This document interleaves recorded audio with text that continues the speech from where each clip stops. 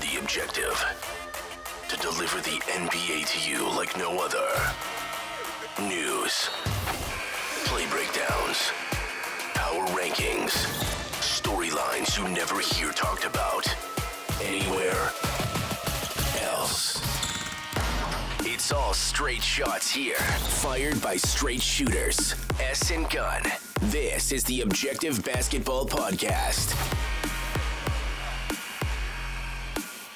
What's going on, ladies and gentlemen? Welcome to the Objective Podcast, Basketball Podcast. We're here to talk about basketball, folks. And I can't believe how well we timed this podcast right here. Obviously joined by Lauren Gunn, as always. What up, Lauren? Hello. I am trying to be in a good mood, but I am just not. Yeah. We'll get into that in a second. We are also joined by a guest, Raj Chipalu. He is with the Playback crew. He just got off of a 3+ hour stream watching Lakers, Mavericks in what was at the very beginning, it seemed like it was an awful game. I was so close to switching it off. I was really tempted. I was like, look, I know I got a podcast, so maybe I'll just fight through it because I want to see what else is out there. Maybe Austin Reeves gives me some good minutes. Maybe I see some improvement. Maybe there's a Mo Bamba spot up that I miss and I can't talk about it later on.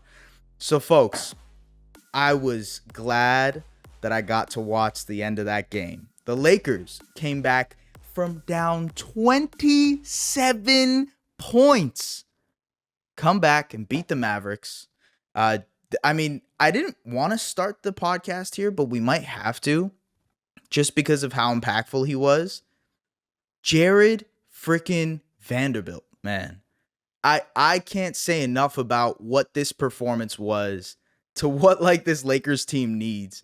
And Raj, honestly, I'd like to get your immediate reaction of the game, of what you saw, because obviously this is we were talking about it a second ago, but I honestly think it might be the win of the season for the Lakers. I'm not sure if you're there as well, but what's your initial reaction after this game? I'm trying to catch a breath, honestly. That was an insane experience. I thought we were gonna start with the Austin Reeves, Josh Green, fight back and forth, threats going back and forth with each other. But no, that was an incredibly fun game. And what you just said there is true. I think wins over the Pelicans, who I believe we're still without Zion, right? And it was the last game before the All-Star break, so you can put things where that win was a lot easier than it should have been. And then who they played? Who did they just play? Man, I'm blanking here. It was too good of a game. Warriors. I know Yes. one of those. They just played the Warriors, who were without Steph and without Andrew Wiggins. So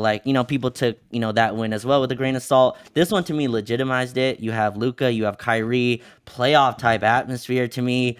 Jason Kidd and Darvin Ham going with defense, offense, subs in a February game, attacking different type of mismatches back and forth. LeBron trying to get the Luka switch, right? And Luka trying to make sure to punish the traps. It was a playoff intensity game. And you talked about, I was so sad because I was so excited to come on this show and we were down 28 and I was like, or 27, sorry. And I'm like, man, that is a tough one to go on and have to be yeah, Vanderbilt and Malik Beasley, I'm so excited. And you just get blown out of the waters by your first playoff team. But no, that was an extremely exciting game to, watch. And I think it legitimized I don't know what the Lakers do this year, but I think it legitimized at least the pieces that fit. That you can start 3 from 21 from 3, down 27, very lethargic. LeBron passive, didn't take a shot, I believe, in the first quarter or something like that. And to still come back down 14 at halftime, Kyrie, Luka, big shots. I mean, back and forth. Yeah. So I think it legitimized the team that they built, and we'll see what they do. They might be too late still, but I'm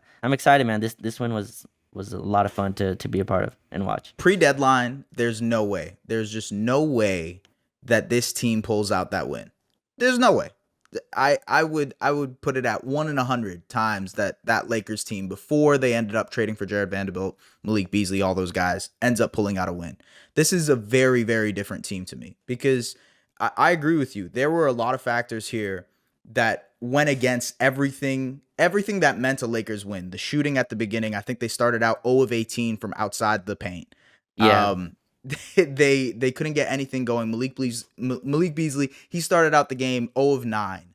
And I think there's this aspect of how much shooting is important to this team. And today, while they did end up hitting their shots in the second half, it was their defense and it was their transition play that really helped them get back into this game.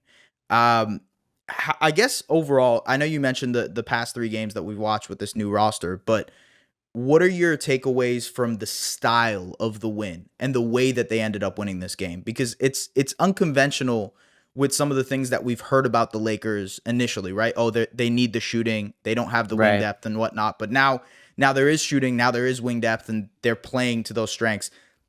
What do you think you've noticed in the past 3 or 4 games, and specifically maybe this game and the comeback, that makes you realize this is a different team? This is a team that you got to take seriously. So really quickly, before you talked about pre-deadline Lakers, and Lauren will remember this. We played the Mavericks at home, not the Christmas game, but at home. Luka hit I swear 10 step back threes. It was 3 I remember of them, that. but it felt like 10 in the moment. One was against Troy Brown, one's against Dennis Schroeder. I believe to take it to overtime, and then in the double overtime or in regulation to tie it.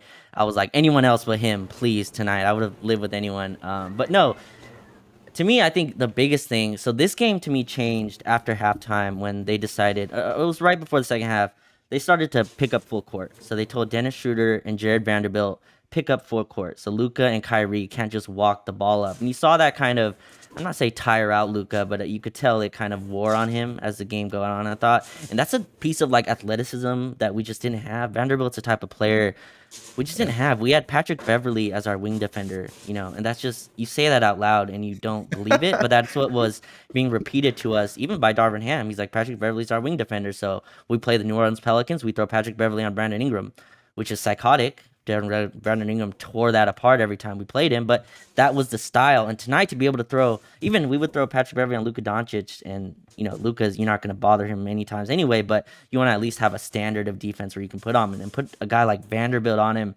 just changes so much. And number 2, our offense is just, Malik Beasley missed every shot he took in the first half, but stylistically, our offense is different. We have a shooter that we run off screens now that can start our plays off, right? So most offense, they start off with a shooter coming off a screen. You watch the Warriors, they start off with Clay. That's the initial action that gets your cycle moving.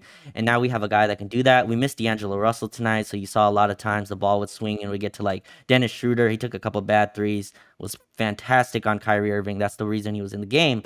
But those are the 2 things to me: the stylistic difference of adding a Malik Beasley and D'Angelo Russell, who obviously didn't play tonight, and then Jared Vanderbilt's athleticism and rebounding.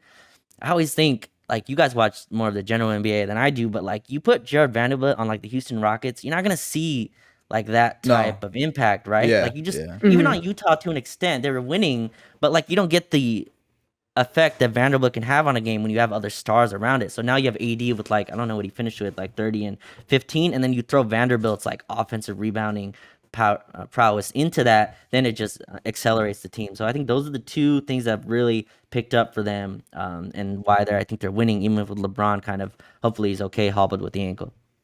You touched on it. 8 offensive rebounds for Jared Vanderbilt. Oof. 8.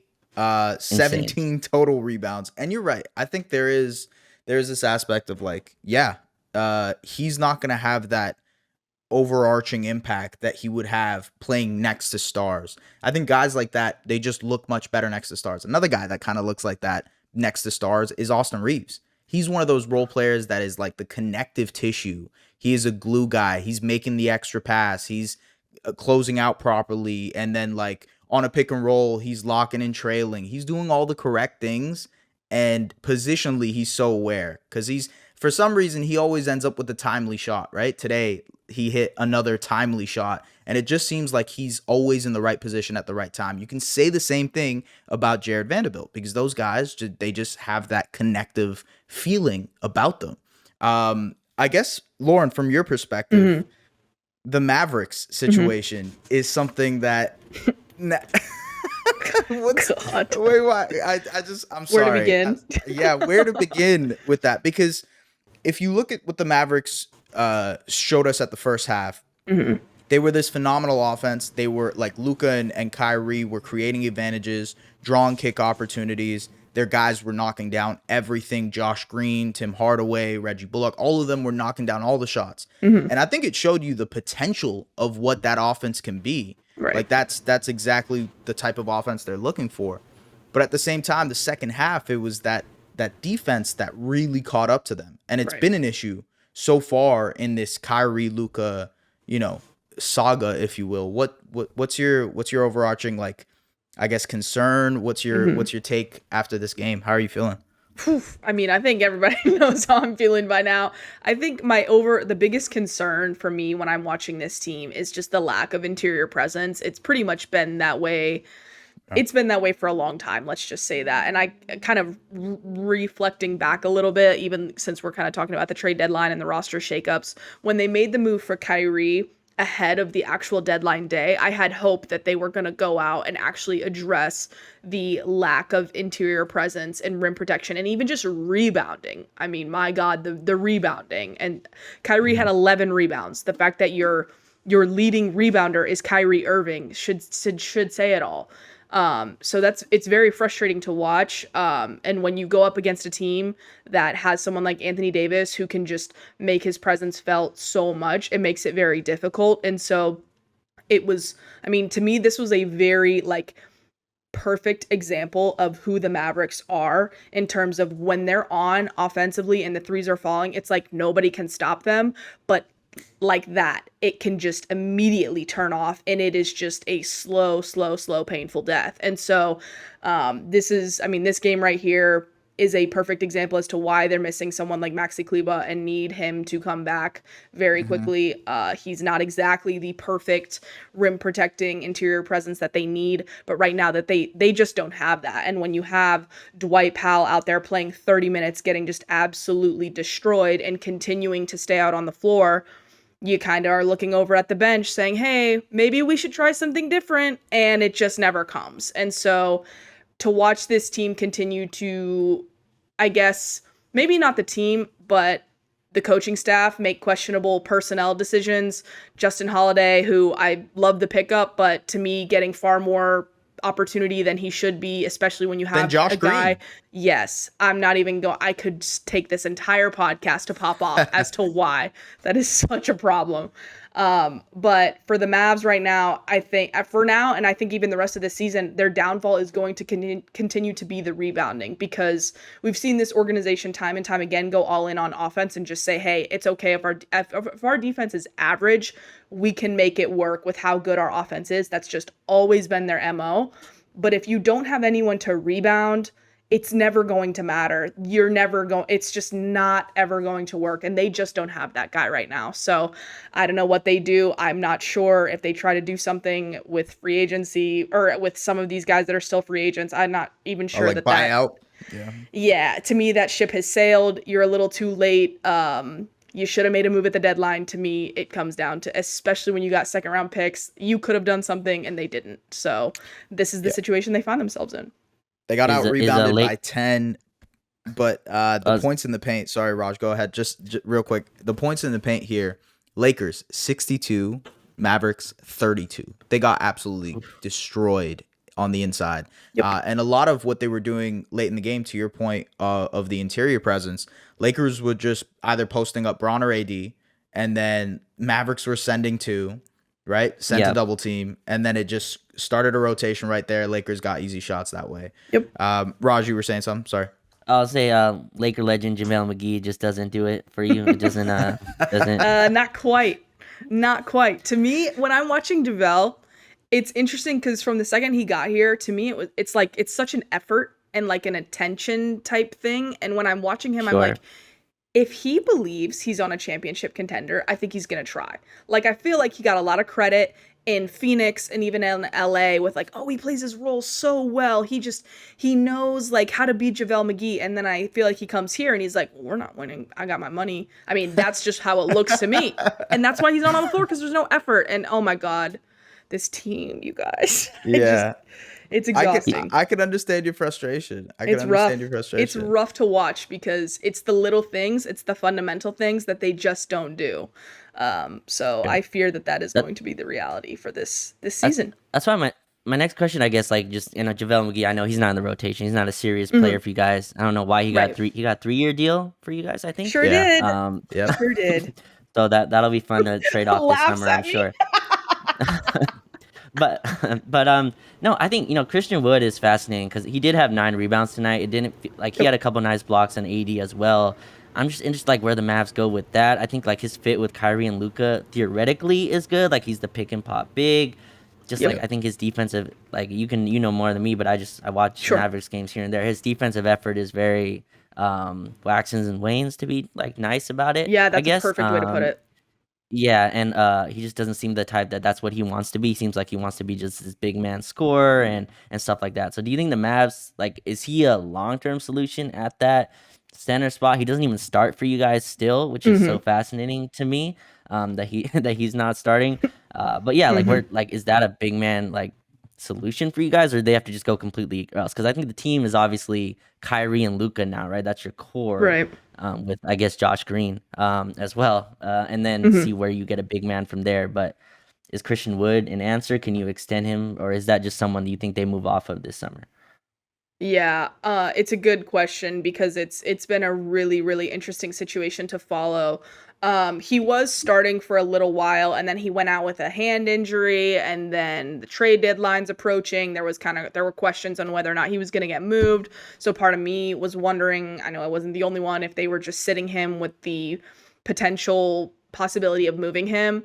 And then the trade deadline happens, and then he's coming back off the bench. And so part of me was also like, is this an injury thing? Is he back to coming off the bench? I thought we kind of figured that one out. He needs to be starting. So personally, all of that combined and the fact that he's still coming off the bench tells me where they see him in terms of being a priority. And that is all tied to the extension, just everything that they're willing to commit to him. And personally, I do think that that's a Jason Kidd issue because there's no doubt in my mind that he should be starting. I've seen some people say, well, Lauren, why would he start? He's god-awful defensively, which I completely agree with you. Some nights it's great, other nights it's atrocious. But at the end of the day, I think he's still going to give you more than Dwight Powell, even though Dwight has good chemistry with both Kyrie and Luka. To me, it's not even close. So I'm going to forever be scratching my head on that one. And if I'm Christian Wood and I'm still coming off the bench, and it's clear as day to everyone that I shouldn't be, I don't know why I would sign an extension here. And while I think he playing with Luka, he could be really, really solid, and he could be that ideal big, like you mentioned, with Kyrie and Luka. The fact is, or at least from where I'm sitting, the coaching staff is not putting him in a position to be that ideal big for those guys. And so if I'm Christian Wood, I'm walking. And if I'm the Mavs, you kind of missed your boat to trade him, and this is yet again going to be another situation that they have mishandled and are going to have to recoup from, and I don't know that that's necessarily an easy path for them to do so. I'm still concerned, regardless of what happens with Wood, on how this Mavericks team decides to play any sort of defense that can be enough to be a championship contender. Right. And that just means with Luka and with Kyrie as your backcourt. If they're your backcourt, you're committing to them, let's say for the long run. How are you going to create a defense that's just good enough to be able to be a championship contender? They were a top 10 defense last season. They were a top 10 defense. I think a lot of the obviously Maxi Kleber, you mentioned him. He's such an important part to what they do. He's like that big wing that can guard the other big wings. But you had Dorian Finney-Smith. You still have other wings who I think can supply you with some of the stuff DFS does, right? If Bullock, if like even Justin Holiday, Josh Green, they can give you a little bit of the defensive stuff that Dorian Finney-Smith can do. Right. But the guy in the middle is what you guys are missing. It's the clear piece that is so crucial to making this somewhat of a formidable defense. Even if they're bleeding points at the point of attack, someone that can clean things up as your interior presence is the guy that you guys are missing. I'm not sure how that works out this season. I don't like their chances. You know what I mean? Because of that. You know what I'm 100%. I'm skeptical. I have questions. And you should be. To me, ultimately, their best option is going to be a starting lineup of Luka, Kyrie, Josh Green, Maxi, and Christian Wood. To me, that is going to be their most balanced, best option, especially come playoff time. I just don't know that Jason Kidd is going to be willing to not start Dwight Powell or not start Reggie Bullock.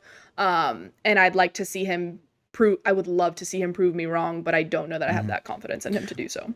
Well, you're also at the point where it's like, why not? Let's just commit to offense and see if we can just outscore people for a bunch of games, because I don't see the defense turning around. No. And I think that's something we'll see with the Mavericks moving forward. There's so many questions to address with the Mavericks. I feel like there's a lot of question marks. And Jason Kidd just had a quote saying, "I'm not their savior." He just had a quote mentioning that I'm not their savior. I'm not the one playing out there. They got to grow up. They have to mature. This is word for word what he said. Tim McMahon, ESPN, he mentioned that. So, look, I don't know. I'm not sure. I feel like there's a lot of things to be said about how they approach the rest of the season, how they look schematically, defensively, what kind of lineups they throw out there to try to alleviate some of the pressure off of Luka and Kyrie. We'll see what happens. I do want to talk about the Lakers, because it seems like, man, they've turned a legitimate corner. Now, is it too late of a corner? Is it too late for them to turn this corner? That is to be determined. I think there's still some room for them to gain some ground, at least make it to the play, and we'll see what happens. The elephant in the room here, in my opinion, is Kyrie, though. And I think, obviously watching him firsthand today, I guess I have to kind of address it. The elephant in the room is like, do you think, Raj, the future of this team, seeing this team is currently constructed, and also knowing that the 2020 championship was a bunch of role players next to LeBron and AD, would you still go out there and find that third star a la a Kyrie? Or are you trying to build around this Lakers team with Bron and AD and you fine-tune the rotation role players that you have like you're doing right now? So, first of all, I think Kyrie's staying with Dallas. Sorry, Lauren. I think he's getting a I don't know how you feel about that, but I think he's getting a long-term deal. I mean, it's with the better Mavericks. than him walking, That's true. That's true. Also, yeah. Giving Kyrie more than 1 year deal would scare the hell out of me. But I don't think you give up what they gave. I don't think you gave up what they did and not extend him. I hope we learn our lesson. And I think the Russell Westbrook thing crashed and failed, right? And he got you want to use the word scapegoat, whatever. I was watching every single game he played. He just wasn't good. He was not good. He just was not good for us, and I think he's better with the Clippers and all that. I'm happy for him. He's able to stay in LA. I think the misconception is the 3-star build doesn't work. I think it didn't work because Russ wasn't a star anymore. I think it's a difference. Yeah, I there. agree. I think healthy Kyrie would still fit here and probably be incredible. But Rob Pelinka used a term during the trade deadline. He called it pre-agency, and I was really pushing this all year, is that why I was even for the Buddy Hield and Turner deal is because you need mid-sized contracts. Even look at Dallas being able to get Kyrie. You don't get Kyrie unless you have Spencer Dinwiddie, Dorian Finney-Smith on those kind of mid-sized deals. And now we do. You have Vanderbilt signed next year on $4 million. Can you believe that? Vanderbilt is signed next year on a $4 million contract. I hope he gets extended. I'm not a salary cap guy. Malik Beasley, he has a team option. So rare these days. For $16 million, which is, I mean, I don't know whether what they decide to do with that, but that gives them the control of that contract. So I think they're open. They're open to be able to be flexible with certain things. 100%. And I think D'Angelo Russell will get worked out with some kind of extension. Point being, this was a let's see what we can do this year and then build, right? The word build has been thrown out the window. We won the title, traded Danny Green for Dennis Schroeder, brought in Montrezl Harrell, Marc Gasol, gave out JaVale, who was good that year. I believe JaVale left to Phoenix, and then the following year, through all the wings that won the title for Russell Westbrook, traded Kyle Kuzma, KCP, and a first-round pick for Russell Westbrook in that deal. KCP now shooting 50% from 3 or whatever he's doing. Kyle Kuzma averaging 23 a game in Washington. Would have been nice to have those guys, but letting Caruso walk, right? Caruso walk, which kills me to this day.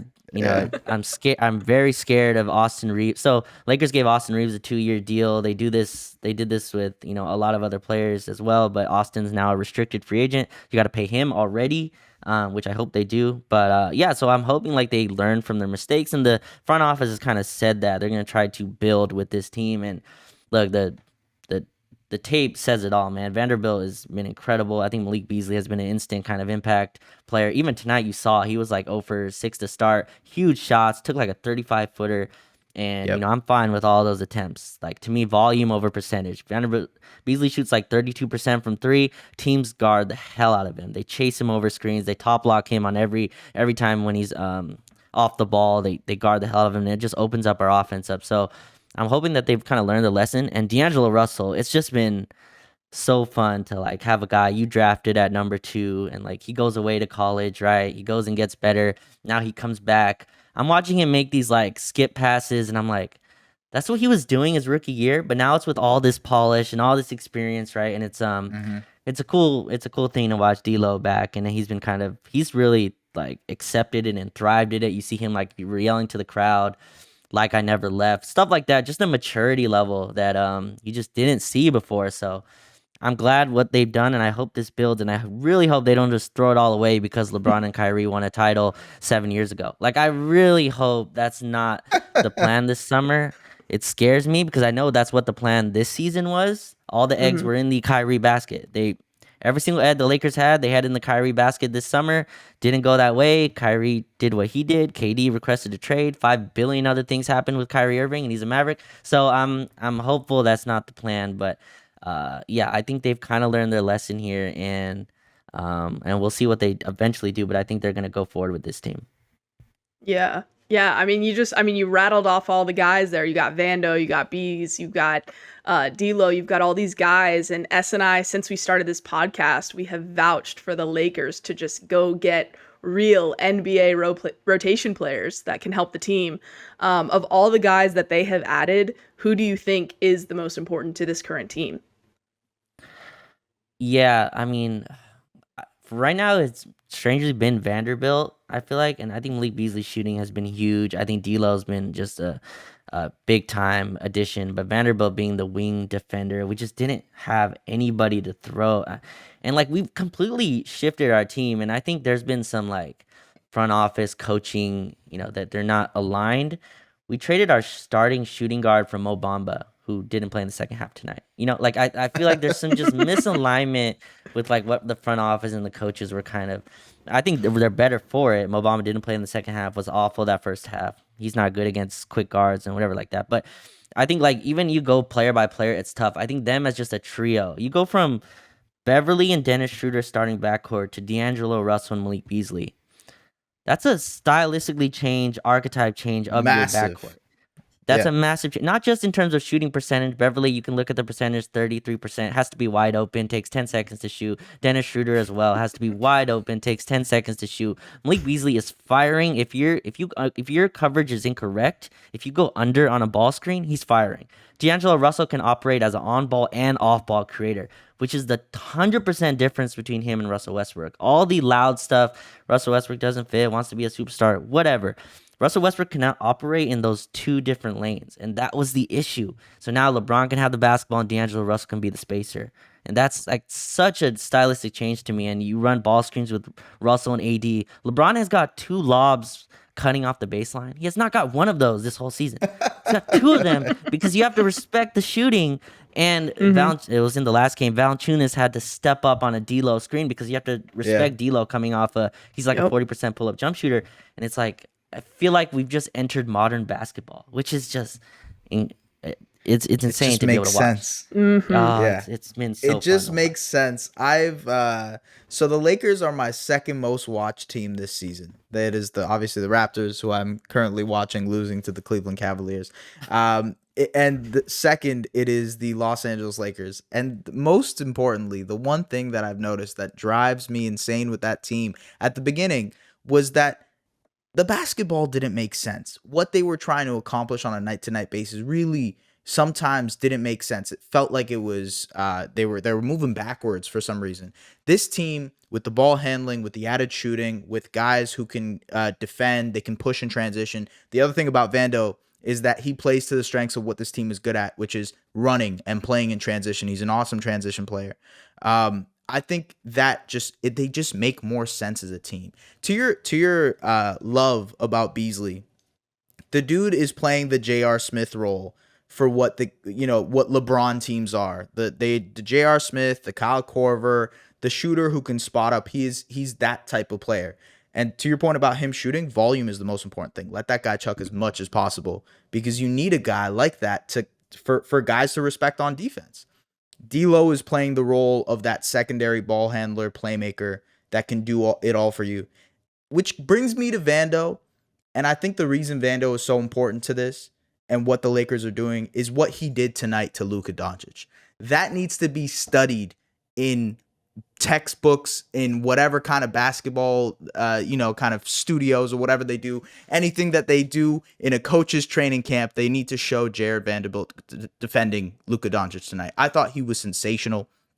The ball pressure, like you mentioned earlier in the show, picking up at full court, but also being the thing that Luka loves to do is try to get you in foul trouble. He's always constantly biting and pumping, and Vando was staying strong. He wasn't biting on any of the fakes, nothing like that. I think being a wing defender who can guard that big body type is so important for the Lakers moving forward. That is so crucial because, hey, in the playoffs, you might end up facing Kevin Durant. You might end up facing Devin Booker. You might end up facing Brandon Ingram or Anthony Edwards. You need someone who can try at least to guard these type of guys. And Vando is 100% that guy. I don't think you can put Braun on those guys anymore. He has too much of an offensive responsibility.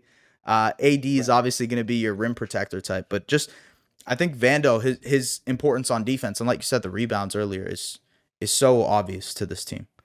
So we had like a game last night, right, where there was no defense played, and everyone's like, no one cares about defense in the NBA and all that, fun stuff that comes up every time there's a high scoring game. But last week I actually, I interviewed Justin Allen, who is Vanderbilt's trainer. He's been his trainer for like 3 years, and he says I wanted, we're all basketball nerds, so I asked him hey, do you work on defense? Is there a way to do that? And he said most definitely. He works on how his hips move, when he's moving around screens, and the way that okay, if a screen's coming this way, you have to move your hips this way, and where to put your hands on a ball handler and all that stuff. You could tell that it's very detail oriented. If you watch Vanderbilt defend, it's not an accident. It's not just all his athleticism. There's a lot of 6'8" athletic dudes who can't guard a park car, right? So it's you watch Vanderbilt play, and I think Luka Doncic was the test. He did a really nice. Antonio Daniels, who is the color commentator for the New Orleans Pelicans. does an incredible job. He said Vanderbilt is actually the best defender on Brandon Ingram. He makes it the toughest on him of anyone in the league. That's a huge compliment. Brandon Ingram is an unguardable, dude with 7-foot wingspan who takes jump shots. And so you could see that in his game, and I think it's really awesome to have a dude like that where you don't need to be like, hey, LeBron, go guard, Brandon Ingram, because can't have that. And Anthony Davis, who needs to be your backline guy. So you can go throw Vanderbilt on him, and then you pour in all the defensive work. And look, Vanderbilt's not an offensive player. Still can't hit an open three. But it's more than fine because he moves without the basketball as well. Basketball, you say screen away. Vanderbilt does that every single time. He gives the ball up. Him and Malik Beasley have a great relationship where if he passes the ball and Beasley's in his corner, he goes and screens for him right away. You don't need to be told that. Darvin Ham isn't coaching that, day one. But go watch that Warriors game, their first game. I didn't even have a practice yet. LeBron didn't play. They beat the Warriors on the road. Curry didn't play, but, that's neither here nor there. Vanderbilt goes and screens from Malik Beasley, and they get a bunch of plays. He's just a really good field player, and then when you combine all the detail stuff that you can tell in his defense, I'm excited to watch him at least grow with the team. I'm hoping he gets some kind of extension, but $4 million for next year is absolute steal for what he's going to do. So, yeah, to your point, just a guy you can throw on wings in a wing-heavy league. You need one of those dudes. It still is like a switch. When you guard Luka Doncic, it's your team defending him, right? He's going to be switch. You have to throw different coverages. We need a guy to make it tough, and I thought his full court pressure changed the game tonight. That to me, that him and Dennis Schroeder guarding Kyrie, but his full court pressure on Luka was just massive, and he's been doing that for us. Yeah, I mean, like you mentioned, Vanderbilt, every team needs one of those dudes. You just do. And we've talked about the D'Lo, Beasley stylistic backcourt, like you mentioned, even Austin Reeves being in the right place. The Lakers have options now, which is not something that maybe we would have said too long ago. So, what is your ideal starting lineup for this team when fully healthy? And taking it even a step further, who is your 8 to 9 man rotation, maybe even come playoff time? Yeah, that's what's so crazy. Like we just from one trade deadline, we went from having like 3 or 4 non-NBA like people I'm not even sure are NBA players to like a 10, 11 man rotation. I didn't even mention Kendrick Nunn for Rui Hachimura. Rui wasn't great tonight, but just another big 6'8" Body. dude that like Luka hit like I think 2 step back threes on him. But like you take that. You get a contested, look on Luka Doncic. He's not driving to the rim. He's not getting contact, not getting to the line, and he's been good as well. I'm not sure Rui loves this role. I think he wanted out of Washington to get a bigger type of size, but all that. It's funny. You look like at a bad team at Washington. All the like concerns of him. All he wants to do is take mid range, jump shots. I love that here. Like go take your mid range jump shots. LeBron, AD have 3 people on them at all times. Go get your open mid-range pull-up. He's shooting like 60% with those. Like, go get those. But, yeah, so I like the starting lineup they have now. I think D'Lo, Beasley with Braun, Vanderbilt, AD. I just think that gives you so much shooting. AD and Vando have been monsters together. Their net rating is just really great together so far. And then off the bench, I think, Austin Reeves is probably my 6th man with Dennis Schroeder, and then from there you can kind of pick and choose. Honestly, I mean, Troy Brown has been playing really well. Yeah, Troy Brown's been playing well. Mo Bamba, I think, is like situational there. Rui Hachimura, like I mentioned, coming off the bench. That's already 9. To me, I think Lonnie Walker is the odd man out, which again is so crazy because early in the year He was I was huge. thinking maybe. Well, not just that. I was like, we can't afford him this summer. Like that was the thought. Because we can't pay him. We don't have his bird rights. We can only pay him, I believe, like $8 million a year. I thought he would get more Malik Monk situation last year, holy shit, Malik Monk last night. Sorry, I'm not sure if I can curse on here. No, you're Malik right. Monk You're right, though. Yeah, you're good. Malik was absolutely absurd. And he was great for us, too. We just couldn't afford him. But, yeah, Lonnie Walker's probably the odd man out. That's probably the 8 to 9. And in 20 games, that's hard to figure out. But as like you talked about, when the basketball just makes sense, like it gives you such a head start from where you need to go, right? And I think that's the best part about it. But that's probably my 8 to 9 right now. We'll see when the playoffs come. Hopefully playoffs. Damn, I can say Hopefully playoffs. And, like Hopefully. mean it. Yeah. I know. say playoffs We said the P word. I know. I was like, I'm man. giving him. Okay. I'm being optimistic That's for him. I'm giving it to him. Yeah. Well, look, I think I don't know. Correct me if I'm wrong, but from the Lakers Twitter people that I follow, people seem to be split on Darvin Ham. I'm not sure, but I feel like there is some people who are like, well, the decision making in game can be improved. Versus this is a first year coach. There's a lot of moving parts. He's still trying to figure it out. What's your read so far, year 1, head coach Darvin Ham? Number one, I don't know a single NBA Twitter that likes their coach. Like, I don't think I know That's fair. one. It's so true. That's fair. I really don't think. Steve Kerr, who from the outside to me was like won a title last year.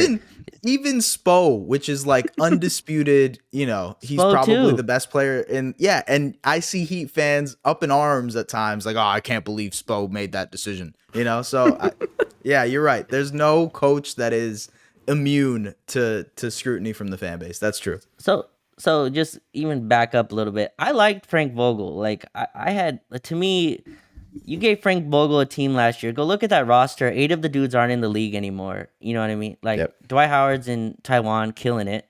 DeAndre Jordan for some reason is still on the team in Denver.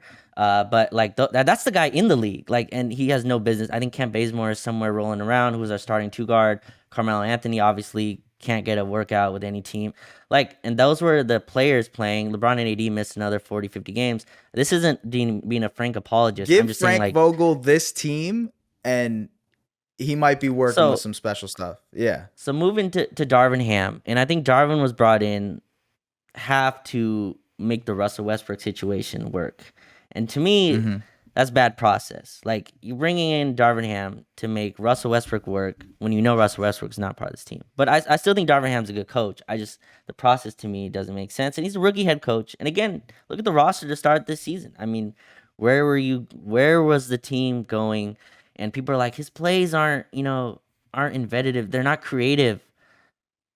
I don't care what you run. No one's chasing over on a Beverly off-ball screen. Like, it's not happening. No one's, like it doesn't matter what you run. AD and LeBron are gonna be doubled in the post. I don't know what they wanted, but I think now that you put a shooter in, we had the shooter. I don't know if you guys. His name was Matt Ryan. We had him. He had a great story. Yep.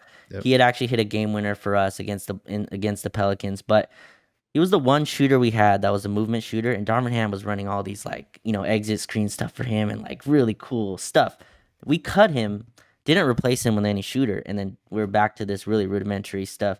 Now you put Malik Beasley in, you see Darvin Ham being able to be creative again, and he's a rookie head coach. Like, I don't expect him to be great. I don't know where some of the lineups, the 3-guard lineups, I have a problem with, but again, I get it. There's locker room stuff there. You weren't gonna bench Patrick Beverly for, let's say I wanted Troy Brown to play. Beverly's making $11 million a year. That's just stuff that rookie head coaches have to do. You couldn't just not play Russell Westbrook, right? You're already bringing him off the bench, even though there was a lot of games Russ shouldn't have closed. Put it nicely, which I think the Clippers are going to now have to deal with. Right.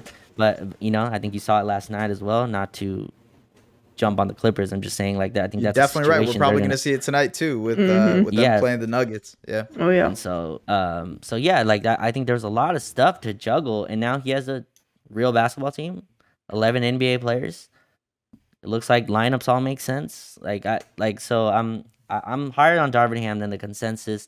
I liked our last coach, so I'm not really ready to shit on this one already. So it's interesting to see. Take your time with it. Yeah, you're right. I've always been of the mind that coaching is important, but it's marginal compared to how important roster construction is and just a team that makes sense. Just genuinely a team that makes sense. And the Lakers right now, they make sense. So credit to them for flipping this season around. It makes a lot more sense with this current roster. Yeah, for sure. And I mean, we were talking a little bit. I mean, we talked a lot about Jared Vanderbilt and what he did today. And we even touched on Rui Hachimura at the beginning of the game, kind of getting the defensive nod and the defensive assignments and being able to identify and make that adjustment and go with Jared Vanderbilt, who had probably one of his best game this year. I mean, it was just incredible. But the Lakers do have a really tough schedule moving forward. Their next 8 games are either against playoff or play-in teams right now. Where do you see this team finishing the season? And if they do end up being a top 8 team, how do you like their chances in the playoffs? Yeah, I mean, I think you have a puncher's chance. You have LeBron and AD if they're healthy. I think no one wants to play them. Now, the team that no one wants to play doesn't really win big in the playoffs, right? That's just a team you don't really want to play. And again, I've given up the championship or Western Conference final thing. I think that's kind of I'm a big believer in continuity, and I think the regular season really matters. But you look at the teams ahead of them. I mean, Dallas, now that, you win tonight, they're only 2 games up, and they're in the 6th seed. Pelicans, I haven't heard anything about Zion. I have no idea if Zion's playing anytime soon. And we're only a game back from them in the loss column. We just beat them as well, so we hold the tiebreaker. Utah, I think, is going to fall. They were only a game up behind them. Shea got his yearly injury. I'm thinking that that Oklahoma City is gonna shuts him down. Yeah, Shea's incredible. I love Shea. I'm just saying what the Thunder do. But yeah, so and they've kind of we're actually ahead of them now. We're at 11th place, and Portland drops to 13th. So yeah, I think you look at it from there, but you're gonna have to win a lot of games that you're not favored in. Dallas was favored by 6 tonight. I'm sure Memphis will be favored on Tuesday. We play Minnesota on Friday, which is a little bit of an easier game. But yeah, there's a lot. It's gonna be a tough road, but I think now's the time. If you're gonna make a run, you have to make it now. They need to win. I said, I think 17-6, and they won their first 2 games out of the All-Star break. So Yeah, so like now they only I don't know, can't do math right now, but like they need to go they need to win at like a 60 win percentage for a team Yeah. that hasn't won at 500 all year. That's a tough That's fair. ask, but you have LeBron and AD supposedly now motivated. Didn't look like in the first half. From LeBron at least was looked very slow coming out of the gate. Scared the heck out of me. But yeah, they have to make a huge run here. But I think like you combine that with the teams. A team in 13th place shouldn't have had a chance. Like it should not. It's just the West is so packed together that they do. So Yeah. but it's a tough road ahead for sure. I'm glad you brought up that the West is so muddled because that's sort of where I want to transition to now. The Western Conference, which the Lakers, the Western Conference playoff race, I should say, which the Lakers are very clearly a part of now. 29 and 32, they're one game behind the Pelicans for the 10 seed, so they're almost there in playing contention. I think it's a 13 team race. Whether the Thunder actually like to get involved in this, we'll see. They're playing with house money, right? The Thunder, like you said, they're For playing with sure. house money. They don't really mind, being in or out. I think the Blazers do mind. I think they'll definitely try, especially with Dame. Where do you guys see the West shaking up, and how do you guys see it shaking up? Earlier today, we saw the Suns and Bucks, and Milwaukee pulled out a really, really great win to win their 14th in a row. The Bucks look really, really good, but on the other side, the Suns look pretty good, and they're about to get Kevin Durant on Wednesday. So there's a lot of things that are being shaken up in the Western Conference. The Mavericks, obviously, we saw tonight how there are some questions that have to be answered still. The Warriors have their injury problems in Steph Curry and Andrew Wiggins. Minnesota, obviously still missing Karl Anthony Towns, but hey, they've kept themselves afloat all season, and Anthony Edwards has been a juggernaut. The Jazz seem to be competitive. They don't seem like they're going to go away, but like you said, I don't think they mind. They're also playing with house money right now as well, which it makes it seem like there's just too many good teams in this Western Conference, or depending on if you're looking at it from the other side, there's too many meh and bad teams in the Western Conference. But they're all very, very bunched up together. The Suns, like I mentioned, as the 4 seed, they are not like they're 9.5 games back of first. But the Lakers, actually, no, not even the Lakers. The Trailblazers, who are now 13th, they are 13 games back. So it is a 4.5 game difference between 13th in the West and 4th in the crazy. West. I don't know how this is going to shake out. It's going to depend a lot on health, schedule, and whatnot. We talked about how hard the Lakers schedule is coming forward, but how do you guys see this shaking out? And I guess, to your respective teams, where do you guys think the Lakers and Mavericks end up at the end of this? I mean, with the Mavs specifically, as we've talked a little bit about the remaining strength of schedule for the Mavs not being too bad. So I wouldn't be surprised if they kind of figure out, they get Maxey back, they kind of hit their groove with Justin Holiday in the rotation, Josh Green solidifying whatever his primary, I guess, role looks like. So I think that they could have some things going in favor for them and they could really hit their stride. But it's going to be completely different come playoff time. And so between now and then, kind of solidifying where they end up falling in this playoff picture, I wouldn't be surprised if they maybe stay where they are, or even I could see them taking like maybe one step up max, but I'm not putting them above top 4. I just don't see that happening. I think for the Mavericks right now, it really just it hinders on the strength of schedule for them right now. And I mean, we'll see how many games that they drop, because they're just seem to be known for doing that. But as far as dropping too far, I don't know that I see that solely based on the strength of schedule and just the talent that comes with having Kyrie Irving and Luka Doncic. What Yeah, about you, Raj? I think Denver's gonna run away with the conference. I'm fascinated by them. I'm fascinated by their team structure, how that works in the playoffs. A big that's subpar defensively, how that works. I'm interested, but I think regular season they'll run away with it. Really quick, as you said, the Suns and Bucks played earlier. I think the Bucks have like the quietest 14-game win streak I've ever seen in my life. It's just, No it's kidding. it's an absolute footnote. It's like, oh yeah, also they've won 14 in a row, by the way. They just won 14 in a row, by the way. But no, yeah, I think Memphis kind of stays where they are. I'm interested. The Kings have a really tough schedule, so I think they might drop as well. And then Phoenix, obviously, giving Kevin Durant. I also think that hasn't been as loud as I thought. Devin Booker and Kevin Durant, like that's just an absurd Yeah. offensive I thing coming can't together wait for that Wednesday. I don't think I think people have kind of like, oh yeah, look at their bench. Like, they have Kevin Durant and Devin Booker on opposite wings? What do you mean their bench? Yeah. But Hmm. anyway, yeah. And the Clippers, I'm so fascinated by this Russ Hmm. experiment. I honestly didn't think they would go with this. I know Paul George screamed for it publicly. I'm just, as a person who watched every Russell Westbrook game for the last 2 years, like I think the Clippers built like the perfect team. Like to me, I thought Eric Gordon, I thought was an incredible pickup for them. Mason Plumlee is exactly what they needed. Mhm. He's a duplicate of Ivica Zubac. He's not as good as him, but just an absolute duplicate. You can play the same style, and then let's just throw Russ all over this. And here, Ty Lue figured out with 20 games left. Like that is a gamble of gambles in a season Hmm. that I think is very important for them. Yeah, you can cut Russ at the end, but you have your opportunity cost of this year. It's year 4 of Kawhi and PG. It's year 4 anyway. And then yeah, I think Dallas. I think Luka and Kyrie is just too high of a floor. I don't think they're gonna lose enough. And then from there, I think all those other teams depends where Steph comes back. The Lakers have a tough 3-game road trip, but then they have like a homestand for a little while.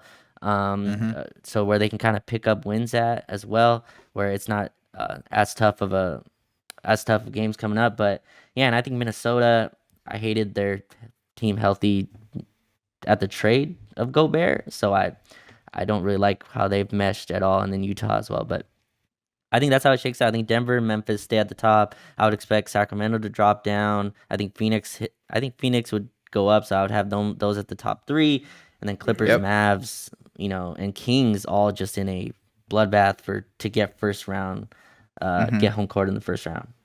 Should be a fun playoffs though. A lot of teams who think they have a shot, which is the Yeah. best type Yeah. of game. So okay. Let's just make this clear. The top 6 that are currently in the West, are we calling all of them locks to stay in the top 6? We don't think the top 6 are going to change. Are we saying that? Is that true? Um, yeah, I mean, I'd probably pretty close. I could see Mavs Warriors switching if Steph comes back, but I think the rest of those I would say are locks.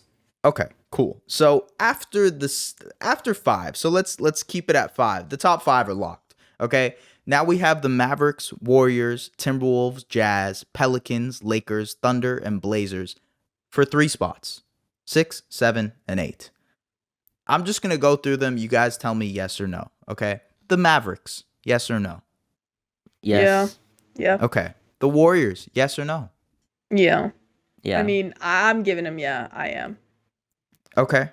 Yeah, I mean it depends on Steph. I think we can all agree that depends on Steph. But Yeah. They're 7-23 on the road, by the way, it's so it's which is an bizarre. absurd Yeah. thing. It's crazy. I know Steph's missed a few games, but that's San awful. No, Antonio, Houston level. Like yeah, bad. no, even when Steph has played, Right. they have not looked the greatest. They just have found no cohesion whatsoever. Maybe it's that championship thing where they're just like, man, we can't get up for some of these games. They don't feel like they're like they're really down to play some of these games. I know Draymond has hinted at that before, Yeah. but at the same time, man, like they don't have that many years left on the Draymond, Klay Thompson, Steph Curry core.